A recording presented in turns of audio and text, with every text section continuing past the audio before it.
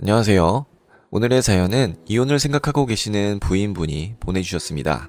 명절을 앞두고 남편에게 이혼 선언을 했다고 말씀하시네요. 무슨 일이기에 명절을 앞두고 이혼을 외치셨을지 지금부터 읽어보도록 하겠습니다. 안녕하세요. 그동안 쌓인 게 폭발해 마침내 이혼 선언을 하게 되었습니다. 이혼을 물릴 마음은 전혀 없고 저희 이 화가 나는 마음을 풀 데도 없어서 한번 사연을 보내봅니다. 일단 저와 남편이 결혼한 지는 3년이 조금 안 됩니다. 그 전에 연애하던 기간 합치면 만난 지 5년 정도 되었습니다. 제가 30살, 남편은 32살이고요. 일단 저와 남편의 경제적 상황에 대한 이야기부터 해보겠습니다.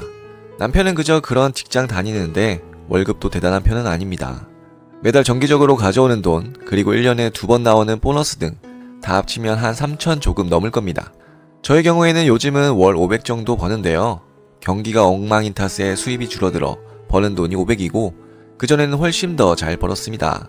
이처럼 수입은 제가 훨씬 나은 편이지만 벌로 따지면 남편이 더 나았습니다. 제가 고졸인데 반해 남편은 그래도 인서울권 대학은 나왔거든요. 인서울권 대학 나오고 중소기업 들어가서 그럭저럭 먹고 사는 사람이 남편입니다.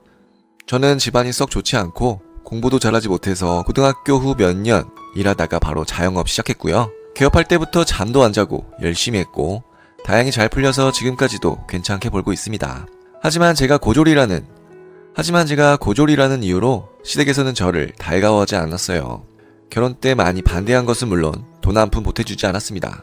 원래 우리 부모님은 도와주시려고 했는데 시댁이 전혀 안 도와준다고 해서 우리 부모님도 도와주지 말라고 했습니다.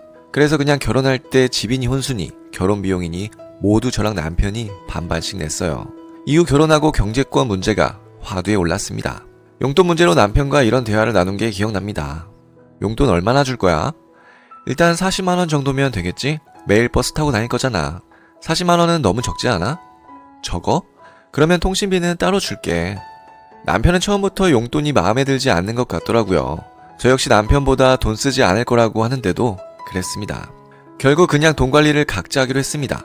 그리고 각각 부모님께 드리는 용돈 역시 각자 수입해서 드리기로 했죠. 이것도 별 문제가 없다고 생각했습니다.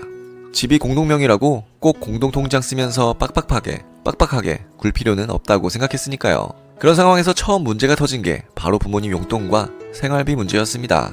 일단 우리 부모님의 경우 제가 진 빚이 있는 거나 마찬가지입니다. 지금 제 가게 낼 때 부모님이 엄청 많이 도와주셨거든요. 부모님도 재산이 별로 없다 보니 대출까지 해서 절 도와주셨습니다. 그래서 빚도 갚을 겸 매달 부모님께 최소 200씩 드리고 있습니다. 일단 제가 진 빚 다 갚을 때까지 200만원은 꼭 드릴 생각입니다. 그리고 남편은 원래 매달 시댁에 50만원 정도 드렸습니다. 그 액수가 점점 늘어나서 올해 초부터 100만원 드린다고 합니다. 어차피 남편이 주는 돈이고 시댁 사정도 있을 것 같아 아무 말 안 했습니다. 그런데 올 3월쯤에 일이었습니다. 자기가 차 한 대 필요하다며 사야겠대요. 저는 결사반대했습니다. 당장 경제가 어찌 될지 모르는 판에 차 사고 그 유지비를 어떻게 감당할 거냐는 말이었죠. 처음에는 제 말을 듣는 것 같더라고요. 그런데 한 달 정도 있으니 제게 말도 없이 차를 타고 옵니다. 처음에는 빌린 걸 줄 알았는데 그게 아니라 자기가 차를 한 대 뽑았대요. 매달 50만원 정도 나간다면서 자기도 정말 차가 필요해서 샀다고 합니다. 솔직히 딱 그때부터 앞일이 보이더라고요. 자기 버는 게 월 200이 조금 넘는데 시댁에 100만원 갖다 드리고 차값으로 50만원 쓰면 남는 게 뭐 있겠어요. 거기에다 공동생활비로 저랑 남편이 똑같이 내는 돈도 있는데 말입니다. 그래도 아껴 쓰면 적자는 안 날 거라기에 잘해보라는 심정으로 참았습니다. 혹시나 제게 손 벌리면 그걸 빌미로 경제권을 뺏을 생각이었습니다. 남편 쓰는 거 보니 저대로 가면 언젠가 큰일 낼 것 같았으니까요. 그렇게 칼을 갈고 있는데 어느 날 갑자기 시댁에서 결혼 말이 나왔습니다.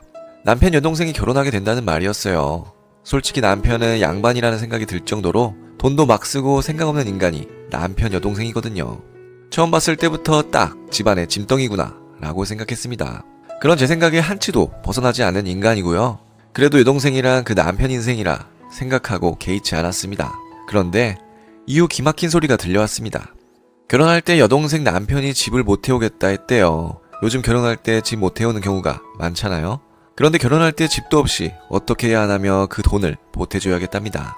정작 제가 결혼할 때 10원도 안 보태준 시댁이 남편 여동생 결혼할 때는 이거저거 보태줘야겠다고 합니다.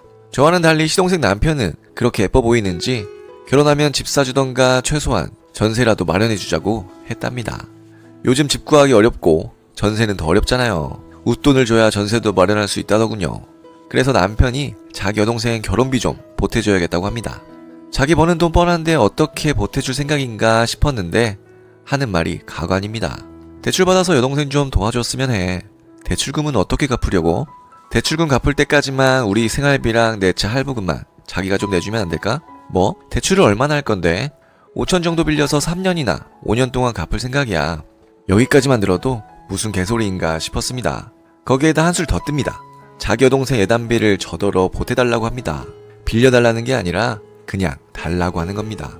우리 여동생 예단비 달라고 해도 쉽사리 오케이 못할 텐데요. 제가 표정이 안 좋으니까 남편도 갑자기 저 째려보면서 이렇게 말합니다. 너 돈도 많이 벌면서 시댁 좀 보태드리는 게 그렇게 아까워?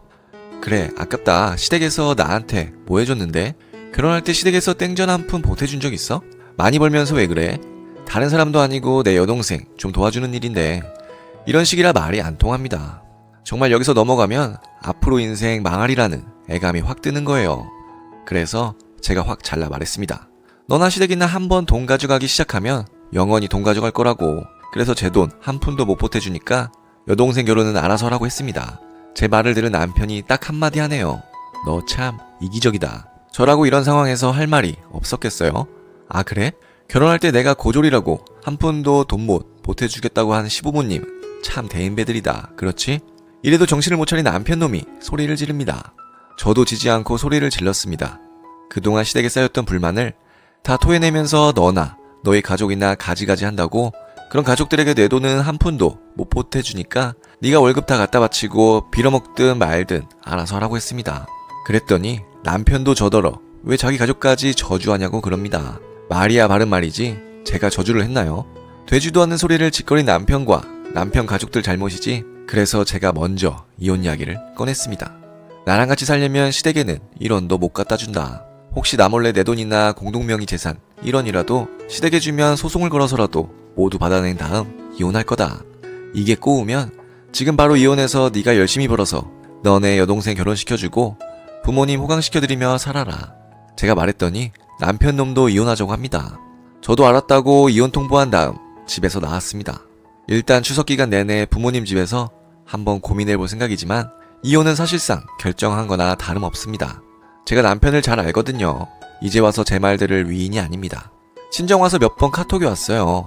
아니나 다를까 상황이 이런데도 정신을 못 차리고 여동생 결혼 비용 되는데 필요한 대출금이랑 차 할부금 절반은 자기가 될 테니 나머지 절반이랑 생활비만 저더러 대라고 해요.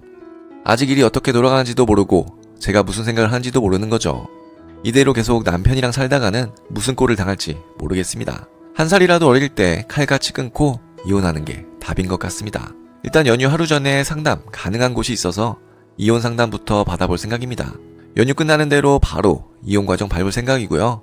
제 인생은 무엇보다 소중하니까요. 네, 오늘의 사연은 여기까지입니다. 추석 앞두고 남편분과 큰 분쟁이 있어 이혼까지 결심하셨다는 사연이었습니다. 이미 사이가 회복되기 어렵다면 빨리 해결하는 게 답일 수도 있겠네요. 그럼 저는 다음 사연으로 돌아올 테니 구독과 좋아요, 알람 설정 부탁드려요.